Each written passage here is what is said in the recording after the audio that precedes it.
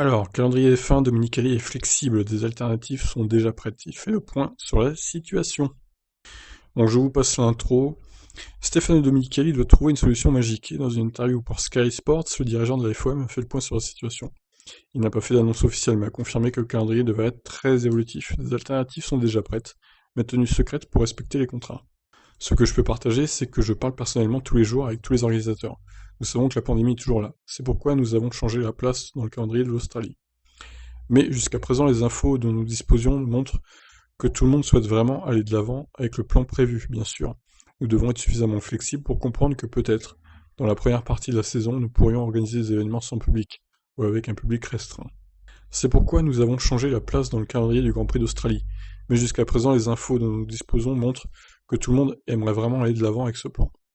Mais ce que je peux assurer à nos supporters, à nos fans, c'est que nous voulons vraiment nous assurer que la saison soit organisée, que nous avons un engagement et que nous voulons en tenir compte.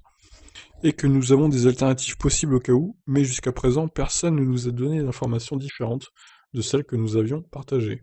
C'est ce que nous savons aujourd'hui, mais nous savons comment la pandémie a évolué. Nous devons être prêts à adopter une approche flexible pour la saison. Techniquement, la F1 doit tenir cette année 23 courses. Moyen terme, Liberty Media n'a jamais caché son ambition d'organiser jusqu'à 25 Grands Prix par an, pour conquérir de nouveaux marchés, en Asie, dans le Golfe et aux USA.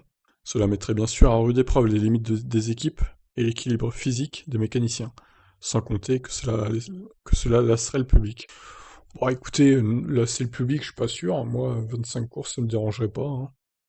Bon, évidemment, s'il y en avait 30, comme en NASCAR par exemple, ça commencerait à faire beaucoup. Et en NASCAR, c'est même 36 de mémoire. Là, c'est juste énorme, c'est trop. Mais 25 courses, ça me paraît pas déconnant. Sachant qu'il y a 52 semaines dans une année, ça me paraît pas énorme. C'est pourquoi Dominicali confirme officiellement que pour explorer de nouveaux marchés, la F1 pourrait finalement préférer une rotation calendaire, avec des grands prix organisés une année sur deux. 23 courses est un nombre très important de courses, sans aucun doute. Et en termes de quantité, en termes d'attention, en termes de dévouement des gens, il pourrait y avoir deux positions sur ce point. Quelqu'un peut dire qu'il y en a trop, d'autres que ce n'est pas un problème. Je dirais que cette équation se résoudra d'elle-même par le fait que si nous sommes capables de fournir un produit incroyable, nous pourrions en arriver à une situation où nous pourrions peut-être revenir à un nombre de courses moins important, et alors peut-être qu'une rotation est possible pour certains grands prix, en gardant une priorité sur certaines régions. C'est quelque chose qui fait partie de notre plan. Nous y réfléchirons soigneusement cette année en nous préparant pour le moment où le monde redeviendra normal. Ah bah c'est pas de mal la veille, hein. Alors cet été, je pense que ça ira avec le virus, ça va se calmer, mais je pense que ça peut reprendre encore en novembre-décembre, puis tout l'hiver 2021-2022. Donc on n'est pas sorti encore de ce Covid-19.